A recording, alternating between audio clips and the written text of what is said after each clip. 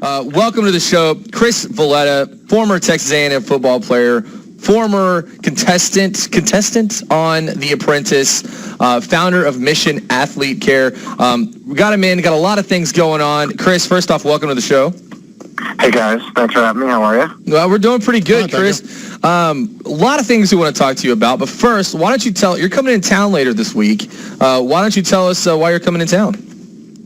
Well, I mean, for a few reasons. Number one, I live in New York City, and if I don't get a dose of Texas every now and then, I go a little bit stir crazy. So that's first and foremost. Number two, I'm actually coming down to speak at the Startup Aggieland program event. Startup Aggieland's a really awesome program over in the May School of Business that is essentially a student entrepreneur incubator.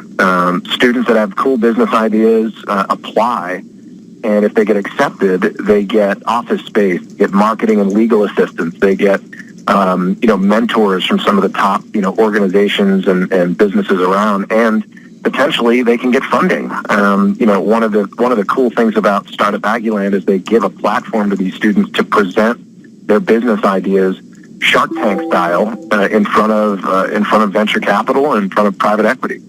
And some students have already gotten funding. It's a new program, and I couldn't be more excited about it. I feel like that's real education.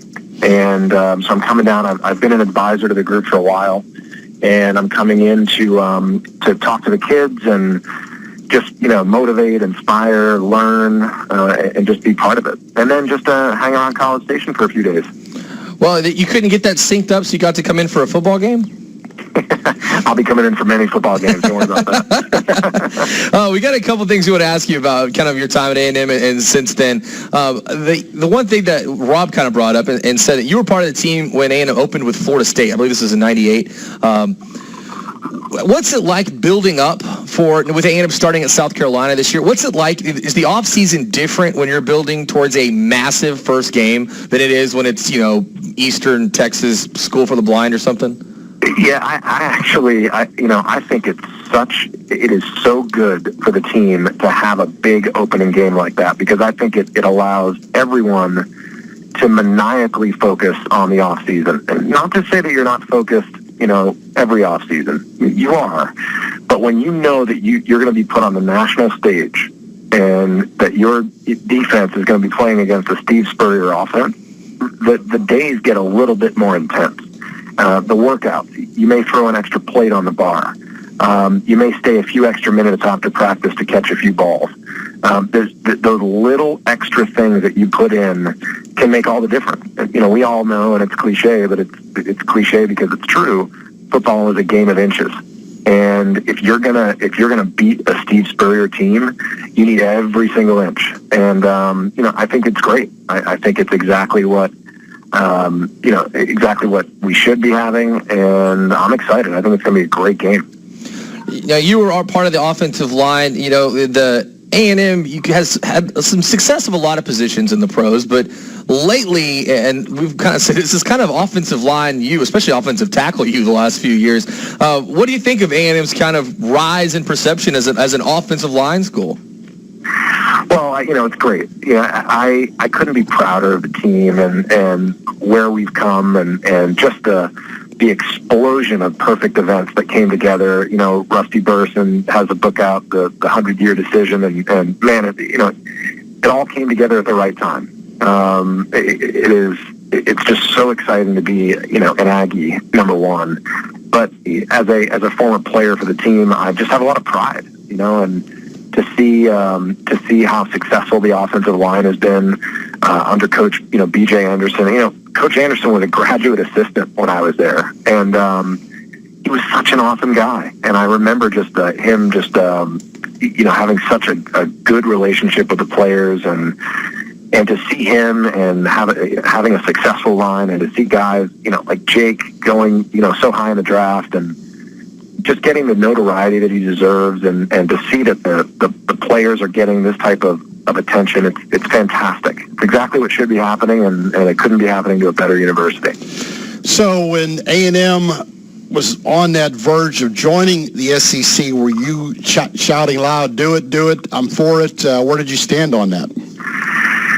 I think I was probably, and just being totally honest here, I think I was one of the guys that said we're going to have to go through some labor pains for the first couple of years. Obviously, labor pains hurt, but we all know what happens in the end. Of course, we don't, but we're just figuratively speaking. Of course, I have to make sure I put an asterisk on that one for when my wife hears this interview. She'll say, nothing about it. But, I do. I was one of those guys. And then, magic happened. And we surprised the world. And I was the first one out there admitting that, oh, my gosh, I never thought this would happen. But, it happened at the right time. We had the right team. We had the right coach. We had the right exposure. And it was just a perfect storm of events. And look at us now. We're on a big national stage. It's right where we deserve to be. And now's the time when we either rise to the occasion, especially in the post, Johnny Football era here.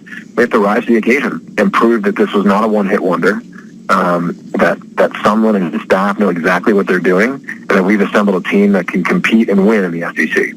So do you want A&M here in the near future to play Texas again? You don't care about that? You're happy with the SEC. Where do you stand on A&M playing Texas? No, someone needs to write a big check to make sure that game happens every year. Hands down. No question about it. I mean, look, I love the fact we're in the SEC and that, Texas is still in the Big 12. That's great. But that game needs to happen. I mean, there's way too much history behind that one for it not to happen. It's like telling Alabama you can't play Auburn anymore. I would be shocked if it goes otherwise. But that game needs to happen. I'm sure it will.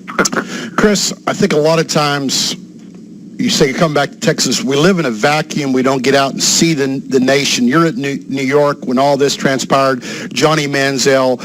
How much can you weight what that meant on a national scale, the publicity A&M's got in the last couple of years? Well, look, I don't think you can weight it effectively. There's way too many factors and variables for that. But, just anecdotally, we can all look at it and say, it's had an impact unlike anything we've ever seen in college sports. I mean, he was and is a superstar.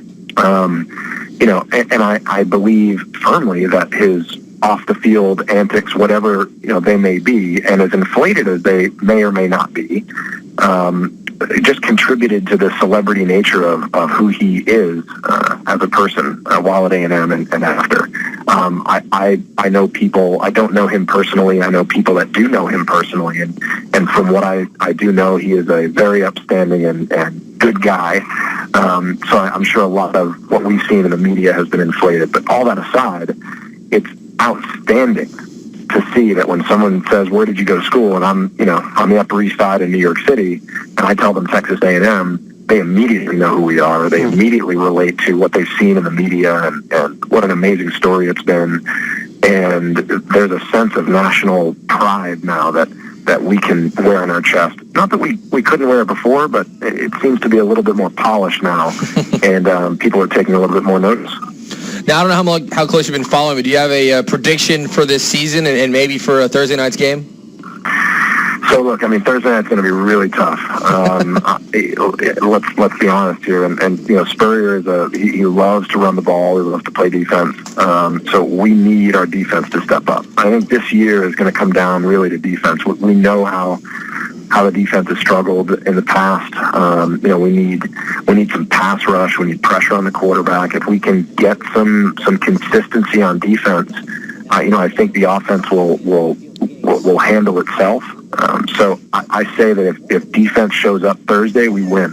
If defense doesn't show up, then we might have a tough go of it. But I think that's going to be the theme of the season. I think the defense is going to take us to where we need to go, and I hope and I can't wait to see where they're at. But I think I'm sure they're in a better position than they were the last couple of years. Now, before I let you go, I gotta give you a chance. I believe you have a book coming out later this month. I do. I have a book called Team Works. It's the Gridiron Playbook to building a championship business team, and it's essentially all about how anyone in business can benefit immediately and achieve massive success if they adopt athletic principles and methodologies in their business organization. Everything from the way they approach their individual game day to how to prepare for meetings, how to build a team assembled around the right players and not necessarily the best ones. The book is literally a playbook that has specific tools, specific methodologies that the top athletes and top teams use to achieve success. And I've spent my business career, using the exact same traits and have had some pretty good success in the process. And I'm excited that it's coming out. Donald Trump wrote the foreword for me. Coach Slocum actually contributed to a chapter. My former offensive line coach, J.B. Grimes at Texas A&M, he contributed a chapter.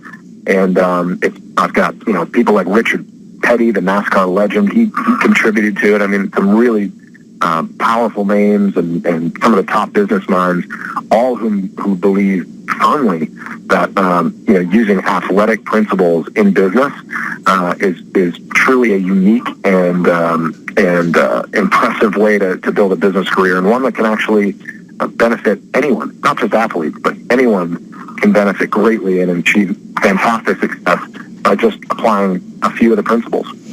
All right, we'll go out, pick that up. Chris, thanks for joining us. Again, the book's called Team Works, the Gridiron Playbook for Building a Championship Business Team. And I believe it's out at the end of the week. Is that correct? It is. It's available now on Amazon, and it officially launches, the 29th. All right. A couple of days. Well, there you go. Go out, pick that up. Chris, I want to thank you for being on the show. Hopefully we'll get you back on here soon. Talk about, what's going on kind of middle of the season or so.